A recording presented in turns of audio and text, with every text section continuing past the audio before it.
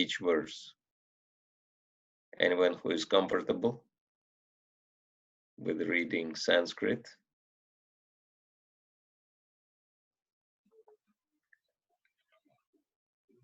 No one. Darshini also likes normally is very good at reading Sanskrit if she's on. She's here? She's put her hand up, Maharaj. She's raised her hand. Yeah. Oh, okay. All right. Yeah, I haven't seen. Okay, good. So Utkarshini? Hare Krishna, Maharaj. Hare Krishna. So you'll be doing Sanskrit? Yes, Maharaj. Okay, very good. All right. Now, easier task, reading translations. Tiffany sent a message. Tiffany Mataji sent a message saying that she'll do translations, Maharaj. Okay, she wants to read translations. Okay, and for purports? Anyone to read purports?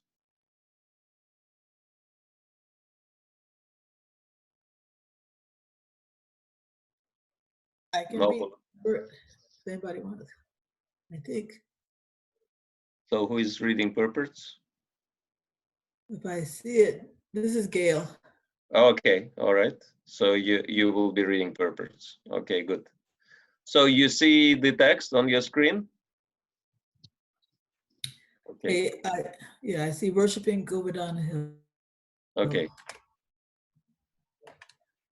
So, okay, let us have somebody else read the summary of the chapter. Somebody else, another volunteer. I do that. Okay, bridge. Okay, all right.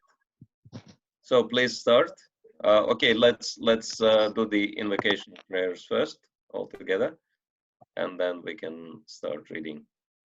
Om Agyanti Mirandasya Gyananjana Shalakya Chaksharan Militam Yena Tasmai Shri Gurave Namaha Shri Chaitanya Mano Vishnu Tapitam Yena Bhutale Swayam Rupa Kalampayam Darati Svaparantikam Panchakalpatarubhyascha Devacha Tanam Pavanebhyo Vaishnavebhyo Namo Shri Krishna Chaitanya Prabhu Nityananda Shri Advaita Gadadhar Shivasadi Gaur Bhakta Vrinda Hare Krishna Krishna Krishna Hare Hare Hare Rama Rama Rama Hare Hare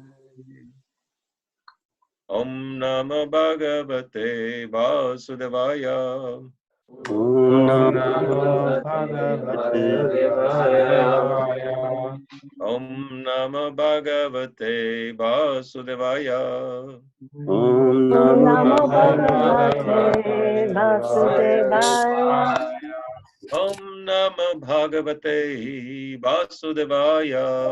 Om Namo Bhagavate Vasudevaya. So, okay, bridge. Okay, thank you, Maharaj. Thank you. It's chapter 24, Worshipping Govardhan Hill. In this chapter, Lord Sri Krishna crushes the pride of Indra by prohibiting a sacrifice intended for him and initiating a substitute sacrifice in worship of Govardhan Hill. When Sri Krishna saw the cowherd men busily preparing for a sacrifice to Indra, he inquired about it from their king Nand. Nand explained that the rain given by Indra enables all living entities to maintain their lives, and therefore this sacrifice would be executed to satisfy him. Krishna responded, "It is because of karma alone that living entities take their birth in a certain body, experience varieties of happiness and suffering in that body, and then give it up as the karma pertaining to it runs out. Thus, it is karma alone that is our enemy, our friend, our guru, and our Lord. And Indra can do nothing to alter the happiness and distress of anyone, for everyone is tightly bound by his karmic reactions. The material modes of goodness, passion, and ignorance bring about the creation, maintenance, and destruction of this world. The clouds give forth rain when they are impelled by the mode of passion, and cowherds prosper by protecting the cows. Furthermore, the cowherd's proper residence in the forest and on the hills. Therefore, you should offer worship to the cows, the Brahmins, and Govardhan hill. After Krishna spoke thus, he arranged for the cowherd men to worship Govardhan with the paraphernalia collected for the sacrifice of Indra. He then assumed a huge, unprecedented transcendental form and devoured all the food and other offerings presented to Govardhan. As he did so, he proclaimed to the cowherd community that although they had worshipped Indra for so long, he had never appeared in person, whereas Govardhan himself had now manifested before their eyes and eaten their offerings of foodstuffs. Therefore, they should all now offer obeisances to Govardhan hill. Then Lord Krishna joined the cowherds in offering obeisances to his own newly assumed form. Haribo, Shri Giriraj Govardhan ki jai. Jai. Okay, so starting with Utkarshini, we'll read Sanskrit for the first verse. Shri Sukha uvacha Bhagavanapi tatraiva baladevēna samyutah apashyannivasan gopan indrayaga krutodyaman. Thank you. And Tiffany, translation. Translation by His Divine Grace, A.C. Bhakti Swami, Srila Prabhupada. Srila Prabhupada ki jai. Sukadev Goswami said, while staying in that very place with his brother Baladev, Lord Krishna happened to see the cowherd men busily arranging for a sacrifice to Indra. Mm-hmm. Perfect. According to Srila Sridhar Swami and other acharyas, the word tatra, eva, in this verse indicate that Lord Krishna stayed in the village of the Brahmanas whose wives had satisfied him by their devotion. Thus he gave his mercy to those Brahmanas as well as to their chaste wives who had no one to associate with except their husbands. In that place, the cowherd men, headed by Lord Krishna's father, Nanda Maharaj, were somehow or other preparing an elaborate sacrifice to Lord Indra. And Lord Krishna reacted as follows. Okay, thank you. And we also have something from Srila Vishwanath Chakravarti Thakur. So he says, in this chapter, Krishna talks with his father Nanda Maharaj, stops the sacrifice to Indra, and introduces the worship of Govardhan hill. So he is achieving three purposes at once. In the village of the Yagic Brahmanas, Nanda Maharaj and his brothers were somehow or other preparing an elaborate sacrifice to Lord Indra. Upon arriving there and observing the man busy in the preparations, Krishna reacted as follows. So let's see how Krishna reacted. We'll go to the next verse. Tadabhignopi bhagavan sarvatma sarvadarshanah prashrayavanato pritchad vriddhananda purogaman. Thank you. And translation, being the omniscient supersoul, the Supreme Lord Krishna already understood the situation, yet he still humbly inquired from the elders, headed by his father, Nanda Maharaj. Report. Lord Krishna was eager to enact his pastime. Lord Krishna was eager to enact his pastime of lifting Govardhan hill and defeating the false pride of Indra. And thus, he cleverly inquired from his father about the imminent sacrifice. Mm-hmm. So Vishwanath Chakravarti Thakur explains, Krishna knew all about the sacrifice because he had seen it many times before. As Paramatma, Sarvatma, he was inspiring the Brajavasis to perform the sacrifice. Yet being eager to enact his pastime of lifting Govardhan hill, Krishna cleverly inquired from his father about the imminent sacrifice. Krishna is called Sarvadarshanaha because he could see into the future wherein he would smash Indra's pride and enjoy pastimes with his loving devotees for 7 days. So Krishna knows everything, but he is playing the role of a child who doesn't know, and so he needs to be explained about things. So Krishna likes that. It's opposite to the conditioned souls, right? Conditioned souls, they don't know anything in reality, but they play the role of someone who knows everything. And Krishna is the opposite way around. He knows everything, but he pretends as if he doesn't know. All right, let's go to the next text 3. कथ्यता मे पितः कोऽयं सम्भ्रमो वा उपागतः किं फलं कस्य उद्देशः केन वा साध्यते मकः. Translation. Oh, I can't see the screen. Can you? Okay, there we go. Lord Krishna said, "My dear father, kindly explain to me what this great endeavor of yours is all about. What is it meant to accomplish? If this is a ritual sacrifice, then for whose satisfaction is it intended, and by what means is it going to be executed?" Okay, good. There are no purports to this verse from any acharyas, so we'll move to the next text 4. एतद् ब्रूहि महान् कामो मह्यं शुश्रूषवे पितः न हि गोप्यं हि साधूनां कृत्यं सर्वात्मनामिह अस्त्यस्वपरदृष्टीनाम् विद्विषाम्.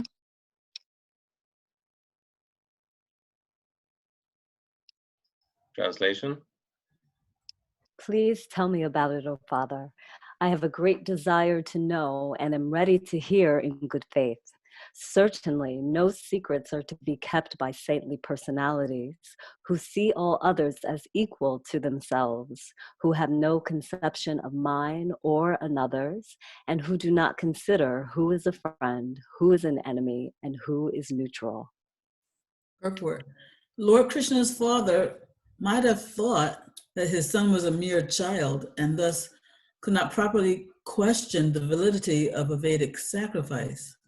But the Lord's clever statement here would certainly have convinced Nanda that Sri Krishna was making a serious, not a whimsical inquiry, and that a serious answer should thus be given. Yeah. So Vishwanath Chakravarti Thakur explains, if Nanda Maharaj answered, we're busy preparing for the sacrifice we're about to perform, then Krishna would ask, what's the purpose of this sacrifice? Who is the demigod to be worshipped through this sacrifice? Who will perform it and with what materials? Nanda Maharaj said, you are but a mere child. Why are you asking such questions? Krishna, I have a great desire, Mahan Kama, to know, or the meaning can be, as you are showing great expectations, therefore please tell me because I want to hear. So it's very interesting. Krishna is not only asking, but he's telling his father in such a way that to oppose his possible objections. So Krishna is really amazing, right? He knows what people can say, and before they say it, before they can object, he already gives them arguments why they should not. So it's pretty hard to argue with Krishna, right? Because he dispels or refuses the objections before they are expressed. All right, good. Let's go to the next text. उदासीनो रिवद्वर्ज्य आत्मवत् सुहृदुच्यते. Translation. One who is neutral may be avoided like an enemy, but a friend should be considered like one's own self. Purport.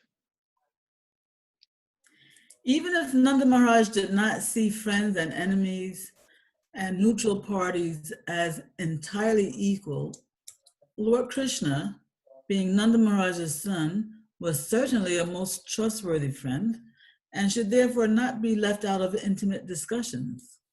In other words, Nanda Maharaj might have thought that as a householder, he could not act on the highest saintly platform, and thus Lord Krishna furnished additional reasons why his father should trust him and reveal the entire purpose of the sacrifice. According to Srila Jiva Goswami, Nanda Maharaj stood silent, doubting his position of parental aloofness, since Gargamuni had predicted that his son would be equal to Narayan in his qualities. And the young boy had already conquered and killed many powerful demons. Yeah. We can imagine, I mean, you know, people who had to deal with Krishna directly were, you know, in pretty awkward position all the time, right? Because just imagine a 7-year-old boy. This is how old Krishna was when he lived at Govardhan Hill. So he's 7 years old now. You know, it's like first grader, right? And then just imagine talking to such a first grader. You have a question in your mind, or you want to object, and you haven't even objected yet, and he's already answering your thoughts, answering your questions, and answering your objections you haven't put forward yet. Can you imagine yourself dealing with such a boy? So this is what Nanda Maharaj had to deal with, and others. You know, it was pretty intense experience with Krishna, and you know, telepathic, right? This boy is telepathic, my God. And then Nanda Maharaj remembers, you know, what Garga Muni predicted, that your son is equal to Narayan in his qualities. And so, you know, he killed so many demons when he was even younger. And now he exhibits these telepathic capacities. So it's very interesting. So let's read on text 6. We'll read a few more texts, and if you have any questions, we can discuss. ज्ञात्वा च कर्माणि जनोऽयमनुतिष्ठति विदुषः कर्म सिद्धिः स्यात् यथा नाविदुषो भवेत्. Translation? When people in this world perform activities, sometimes they understand what they are doing and sometimes they don't. Those who know what they are doing achieve success in their work, whereas ignorant people do not. Purport. The Lord here informs his father that people should perform a particular ceremony or activity only after thoroughly understanding it through discussion with friends. We should not be blind followers of tradition. If a person doesn't even know what he's doing, how can he be successful in his work? This essentially is the Lord's argument in this verse. Since Sri Krishna, as the young child of Nanda, would naturally be expected to show enthusiasm for his father's religious activities, it was the father's duty to give the son a thorough explanation of the ceremony. Mm-hmm. So we'll read what Vishwanath Chakravarti Thakur says to this verse.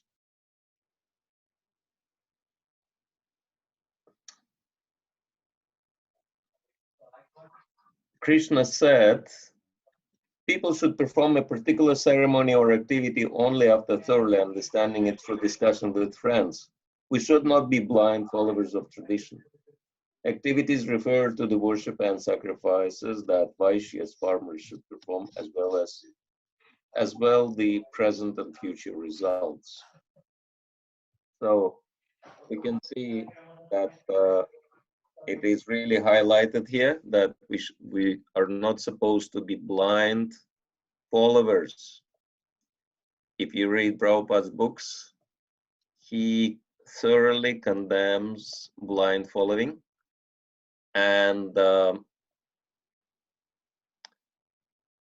therefore we should make sure that we know exactly what we're doing. And for this reason, we have a spiritual master, and we have senior devotees who can help us to understand. And so if we have any doubts, that we should definitely make inquiries, and sometimes it might happen that some devotees might not have answers to our questions because they might not be informed or realized enough, but we should never leave it and continue inquiring until we finally get the answer. Yeah. And there are many stories which acharyas are telling us about the problem with blind following. And so we'll look at one of those stories, which is appearing in Srila Bhaktisiddhanta Saraswati collection of stories. And it's got a policy of custom.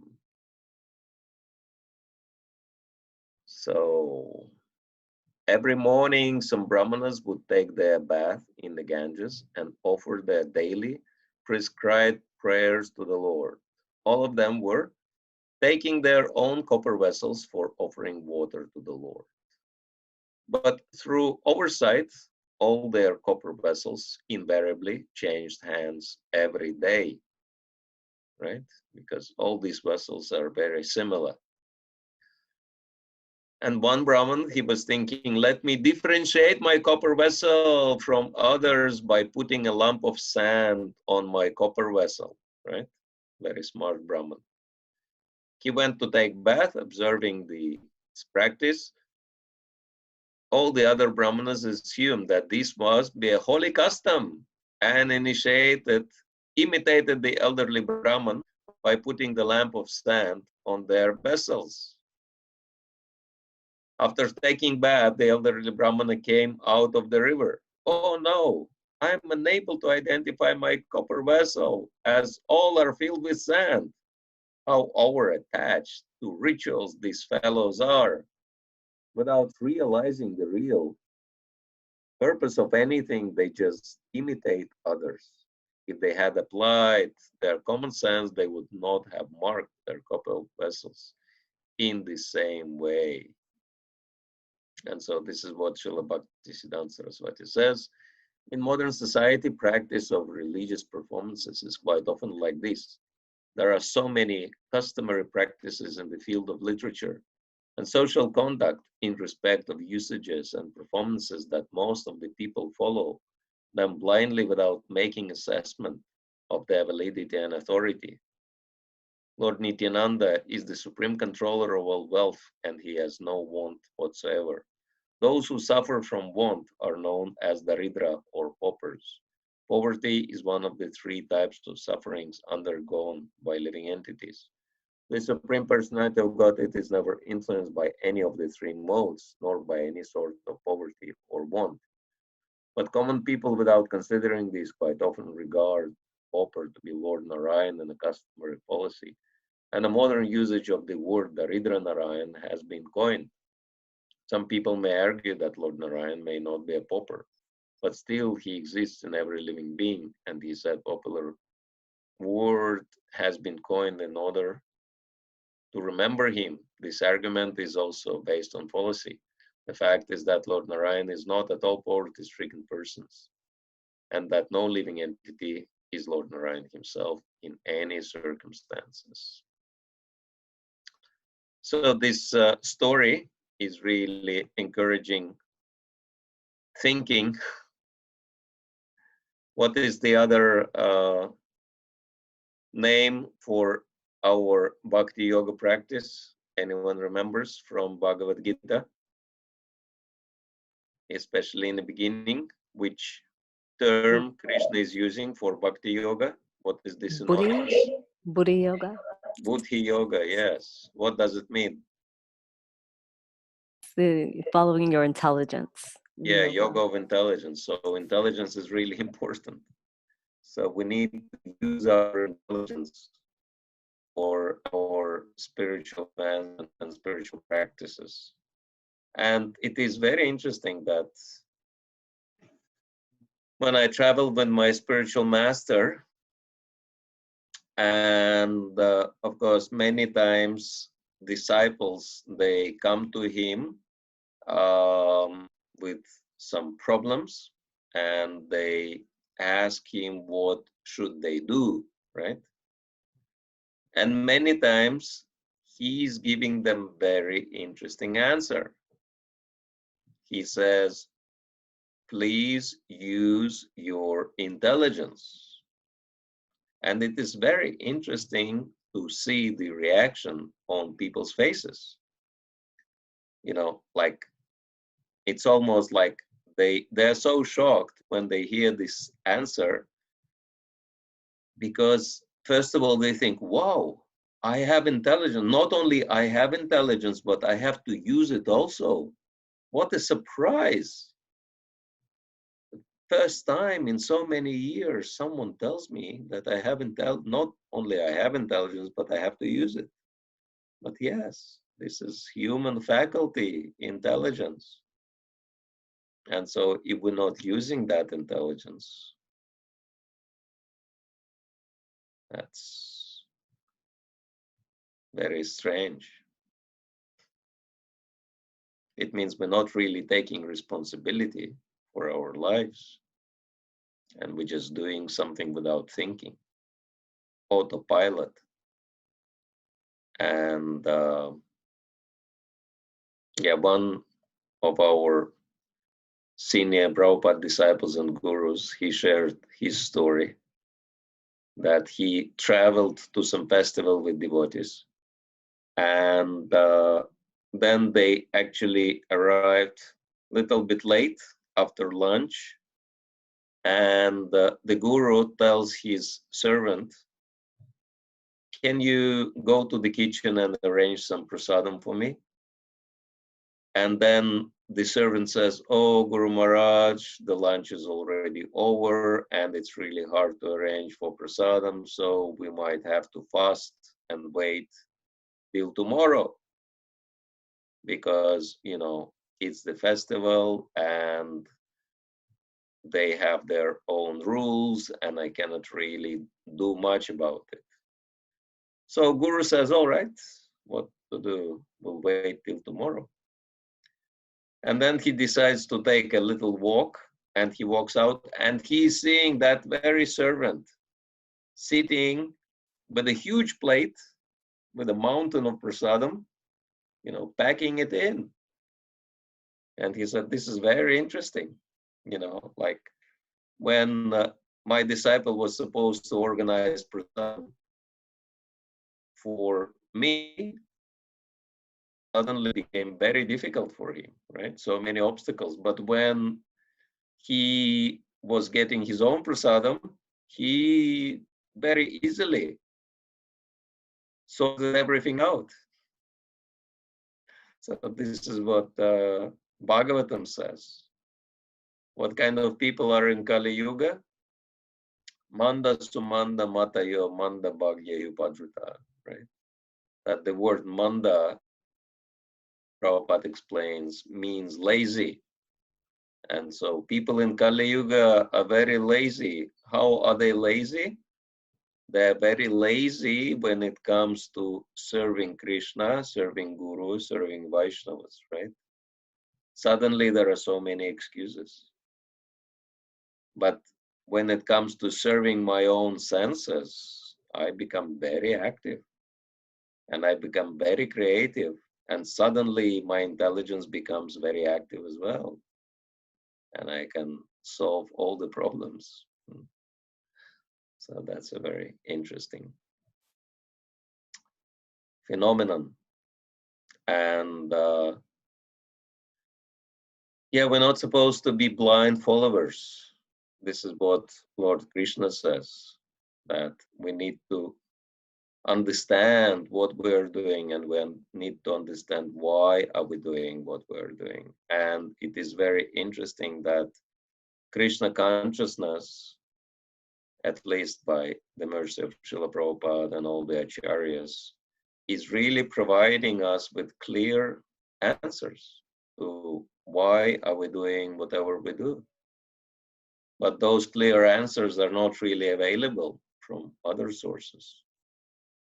That people follow the custom, and they might even be doing the right thing, but they don't know why.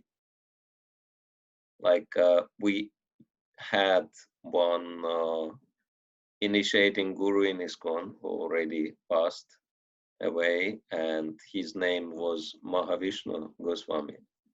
And he was born in a Vaishnava family. And since his childhood, his family taught him to worship Krishna. So of course it was very easy for him to join ISKCON, because ISKCON is all about Krishna. But he said, even though we were doing everything right, but there was no knowledge.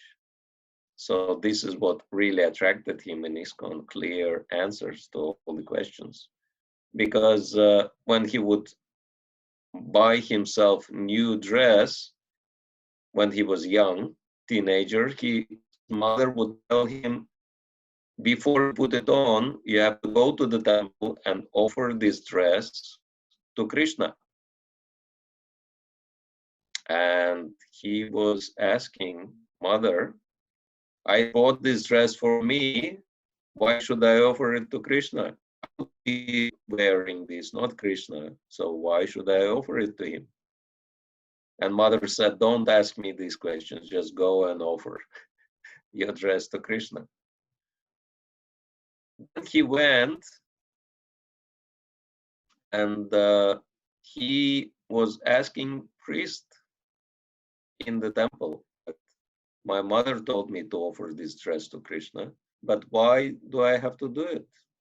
And priest said, don't ask these questions, just do the offering. So none of them could clearly explain, why is that? I mean, this is the right thing to do, offer everything to Krishna. Why? Because Krishna says so in Bhagavad Gita, chapter 9. Anyone knows this verse where Krishna says, offer everything to me, whatever you do, whatever you have?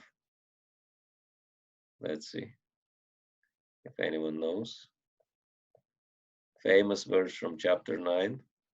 Yat karosi yat tadasi. Yat Johoshi. Yeah. Yad Dadasi karoshi yat. yad dasnasi yad juhosi dadasi yat Yat Yat. apasyasi. kaunteya tad kurusha madarpanam. Very good. And translation? Whatever you do, whatever you Ashnasi, eat. Eat. eat, Yat Johoshi.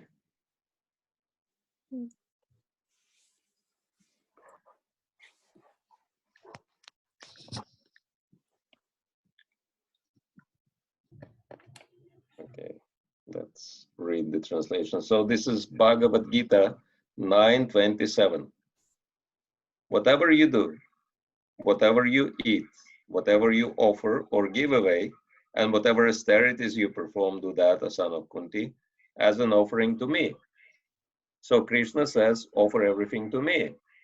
Not just food, but everything. Money, things, house, whatever, everything. And we should understand why.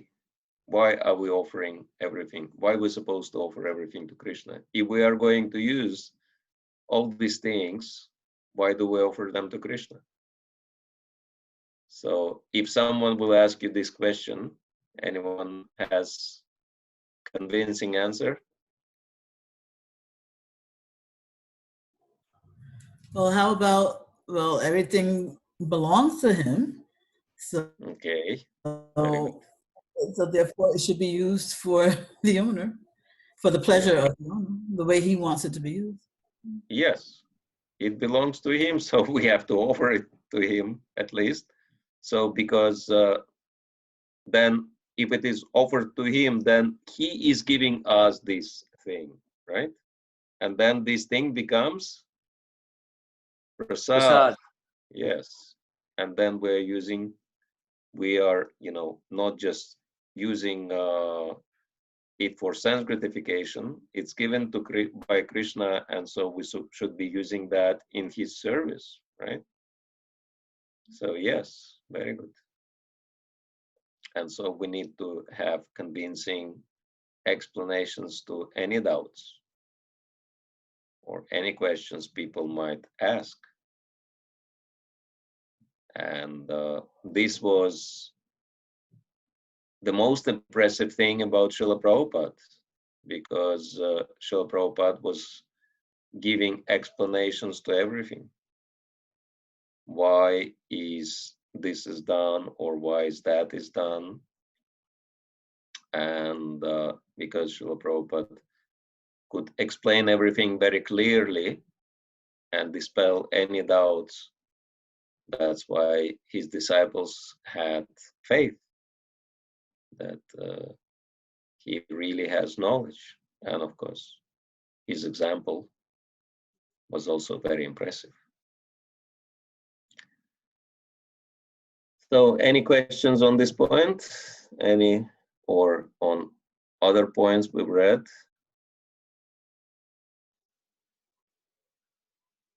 I think just it comes to my mind what Prabhupada actually talked about rituals and philosophy. Mm-hmm. And he explained that rituals without philosophy is humbug, and philosophy without rituals is dry. So both are needed. But Yes. but as you've been explaining, it's very, very important to understand why we are doing what we're doing. Otherwise, it just doesn't, occupy that headspace where we are convinced we just do things blindly. And that's where there's no permanent value to it. Because if we're challenged, then we'll just give up immediately because we haven't intellectually understood what we're doing. Yes, very good. All right. So if there are no... Hare Krishna Maharaj. Yeah, Hare Krishna Anjali. Yes, Vivek here. I just have one question on the intelligence. You were talking about intelligence, that use your intelligence in whatever activity you do. But sometimes what happens, like people, they use their intelligence and do certain tasks or surveys. But then someone comes along and they say, oh, you don't know anything. And not done the things up to a certain standard. What happens then? Maharaj is pointing to me. So yes, at that you want to see another story from Upakhyan Upadesh on the subject? Yes, Maharaj, sure. Okay, Maharaj. you like these stories, huh? Good. All right, let me find it quickly.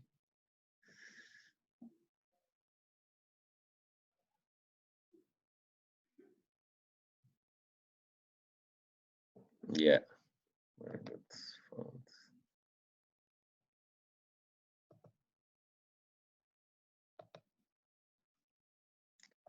Srila Bhaktisiddhanta Saraswati was giving very powerful stories to illustrate his points.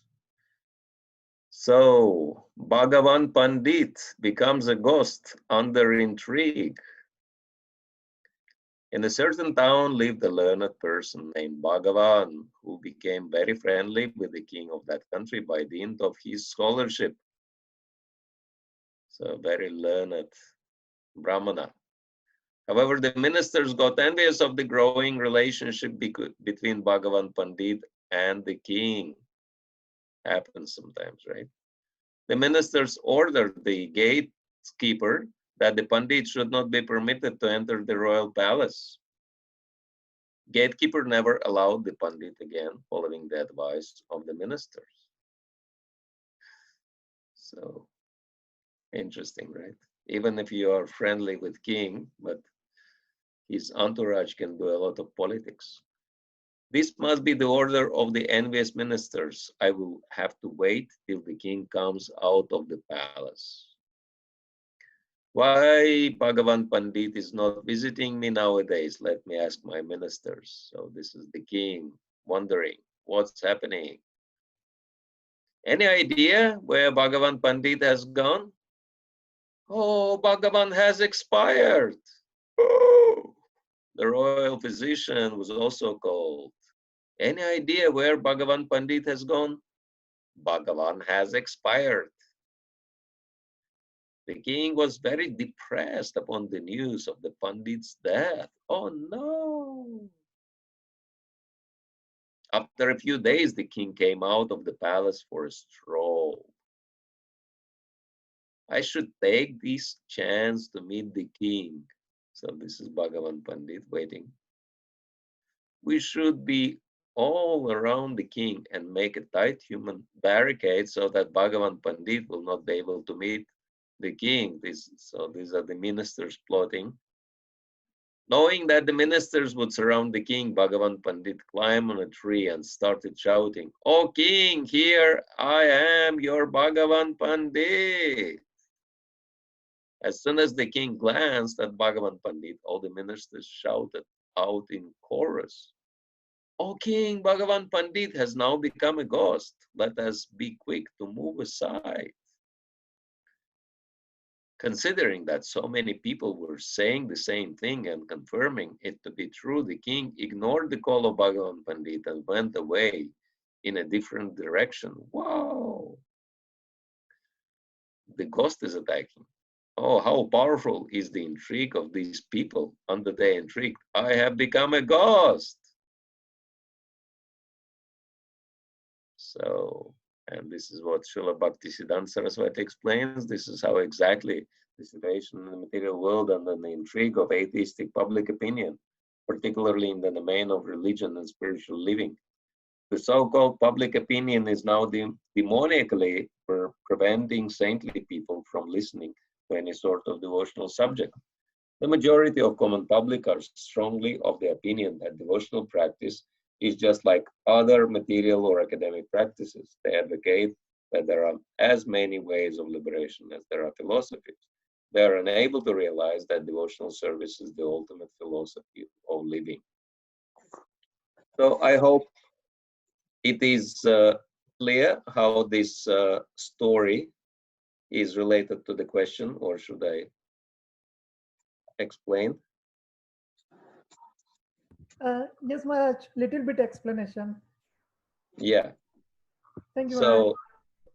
So, if so many people are saying Bhagavan Pandit became a ghost, so the king had to believe it, right? So, because people's opinions have influence upon us. And so what will happen if too many people will tell you you don't have intelligence?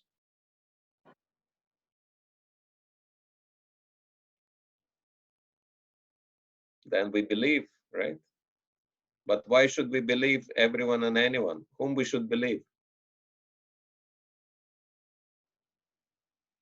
That's the question. Ourselves or? Yeah, we should believe Guru, Krishna, and pure devotees, not everyone and anyone. People can say so many things. Why people tried to got rid of Bhagavan Pandit? What was their motivation? Remembers? Yeah, they were envious of him and the king's friendship. Yeah. And so, because envy is the main thing in the material world, right? And because of envy, people are trying to put everyone down, right? Each other down. Because the more people I put down, then the logic is the higher I become. So that's the material calculation. And so if someone is materially conditioned, they will be envious, and this envy will manifest in the desire of putting you down, right? And so, should you associate with these kind of people who are trying to put you down or not? What do you think?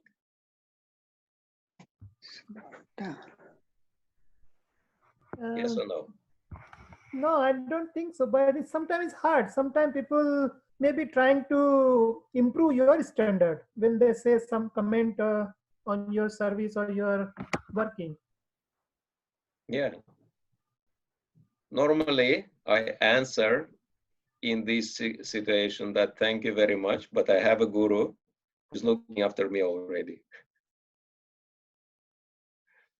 I can't have too many gurus instructing me all the time, right? Because if someone is giving you instruction without you asking them, that means, you know, what does it mean? That this person is thinking he became your guru, or he's, you know, like by default, I'm the guru of the whole world, right? And therefore I can give instruction to everyone left, right, and center, and everyone should accept that. So should we listen to such people? Or should we even associate with such people? No, I don't think so. Yes, the answer is no. So,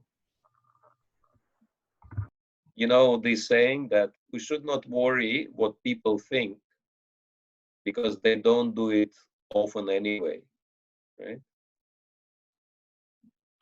Most of the people, they first they say and then they think. Did I say the right thing? Did they actually say that? Because they function on autopilot. They just say and do things without thinking, right? And so why should we take these kind of people serious?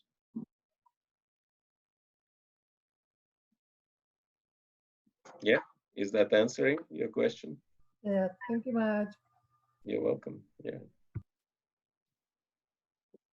Yeah, we should be associating and following people who have no envy towards us, our well-wishers. How Srila Prabhupada was signing the letter, your ever well-wisher. Yeah, because he never had any jealousy towards his disciples. He only wanted them to be perfect, and he was ignoring their shortcomings, which were many, but he only saw a pure potential, and he was encouraging them to develop that potential. So that's the sign of a real guru, one who doesn't have any envy, and one who is a pure well-wisher. So with these kind of devotees, we should have very close association, and we should trust these kind of devotees, not everyone and anyone. You know, the saying, too many cooks spoil the broth, spoil the soup. So why should we follow everyone's instruction? We should only follow the instruction of one who is qualified with those instructions. And normally you will see that those people who are actually qualified to give instructions, they will think many, many times over, should I give that instruction or not, right? And those people who have no qualification to give instructions, they just give instructions like shooting from machine gun to everyone, right? So, I mean, that's just common sense, logic, but Krishna consciousness is based on common sense.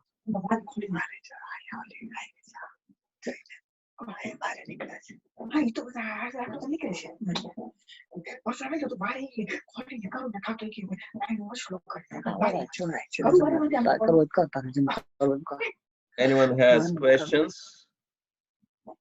Yes, Maharaj, I've got one question. Yes. Krishna Maharaj, using intelligence, sometimes it's difficult. How to know you are doing the right thing, especially with the mind and heart and working together. There's a conflict. So how do we use this intelligence when you are totally confused? Yeah. Well, if we have doubts, we can ask few. It is, I heard the number five senior devotees, most experienced and most senior devotees. And if it is major thing, major decision, we can check in case of doubts, but only with those who actually have sufficient wisdom. And so normally, if all these senior devotees will say the same thing, we will know this is reality.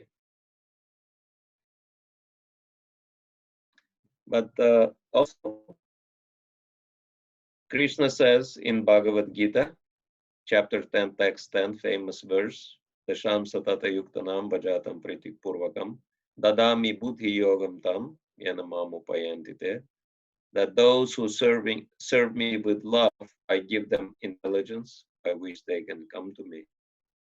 So if we are sincerely seeking for the answer and praying to Krishna in our heart, he will reveal to us the knowledge. So, but if we have doubts, then yeah, we can check with senior devotees.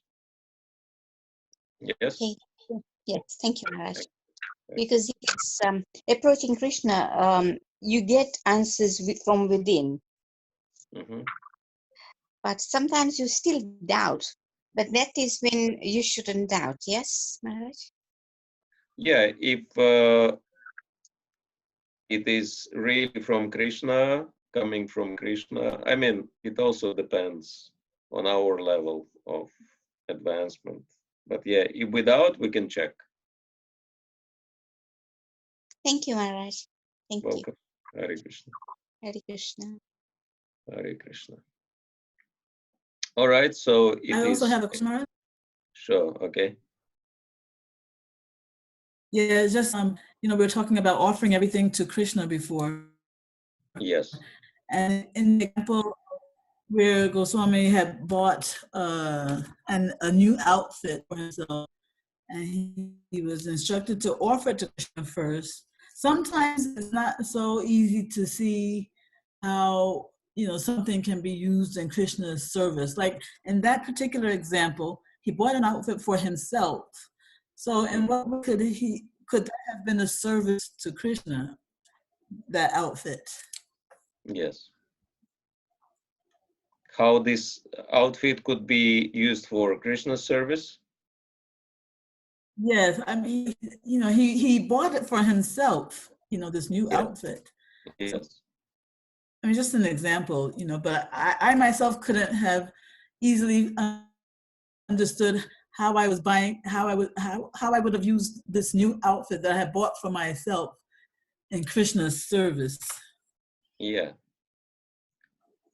I mean, whatever I buy, even a toothbrush and toothpaste, I offer everything to my deity. I offer everything to Krishna. Why? Because this toothbrush and toothpaste I'll be using to brush teeth. So I can think these are my teeth, but who gave me those teeth? Krishna gave me those teeth, right? Without Krishna's mercy, I wouldn't have those teeth. There are so many people who don't have any teeth. And what he gave them for taking prasadam and for chanting. Without teeth, it would be pretty hard to chant properly also, right? So they serve important purposes. And these purposes are connected to the service of the Lord. That's why everything, if our life ultimately, like we put tilak on our body, right? At least initiated devotees, they supposed to put tilak on their body every time compulsory, right?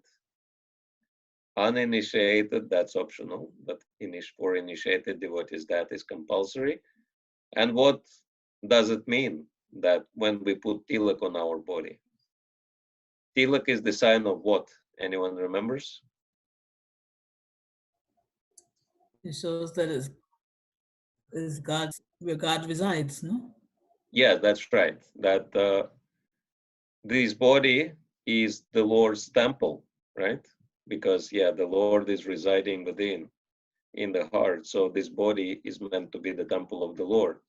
So, and temple is meant to be used in the Lord's service. So our putting tilaks on our body indicates that I'm going to use this body exclusively in the Lord's service, right?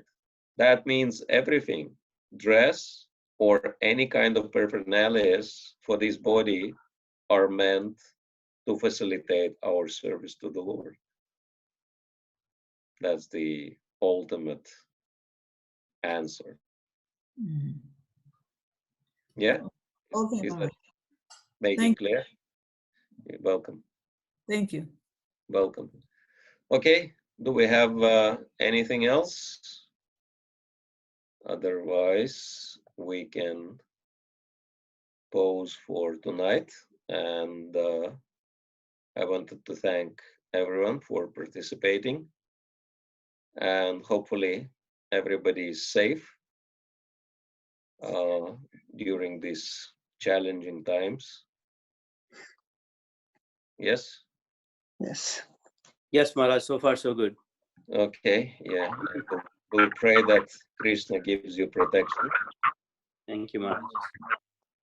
And we pray that these challenging times be over soon, and so we would have opportunity for offline association as well.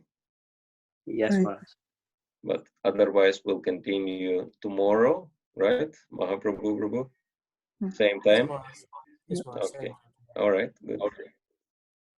Hare Krishna. So thank you, everybody. Hare Krishna, Srila Prabhupada ki jai. Ki jai. Grantaraj Srimad Bhagavatam ki jai. Yay. And we'll continue tomorrow around the same time. Yes, Hare thank you, Krishna. Maharaj. Hare Krishna. Thank Thank you, you. Maharaj. Thank you, Hare Maharaj. Krishna. Thank you, Maharaj. Hare Krishna.